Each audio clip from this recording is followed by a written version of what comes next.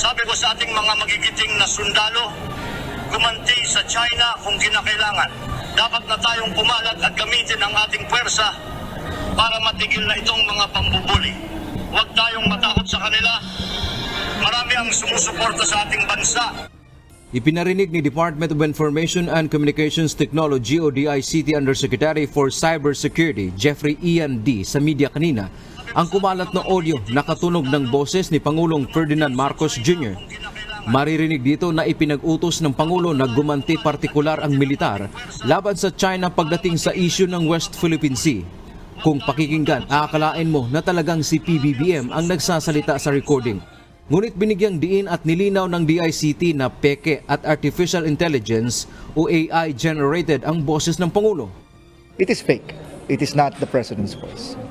Kinumpirma rin ng Presidential Communications Office o PCO na peke ito. Ipinabura na ang audio-video mula sa social media platform na YouTube pero mayroon pa rin anyang ibang lumitaw na kopya nito. Bunso nito, makikipagtulungan ang DICT sa ibang mga ahensya ng pamahalaan tulad ng National Bureau of Investigation o NBI at Philippine National Police o PNP para maimbestigahan kung sino ang nasa likod nito. Sakaling matunto nila ang mga gumawa at nagpakalat nito, posibleng kasuhan ng paglabag sa cybercrime law. We don't have any leads yet. Don't worry, we'll let you know. I think it would be more appropriate for us to forward this to the National Bureau of Investigation and the Cybercrime Investigation Coordinating Center. Dagdag pa ng kagawaran, hindi dapat ipagsawalang bahala ang isyo dahil unang beses itong ginamit ang boses ng Pangulo para magpakalat ng pekeng impormasyon hinggil sa policy statement sa West Philippine Sea at seguridad ng buong bansa ang nakataya rito. In the past kasi, the voice of the President and other past presidents were used for jokes. May pinapakanta pa nga sila, binividyoke, etc.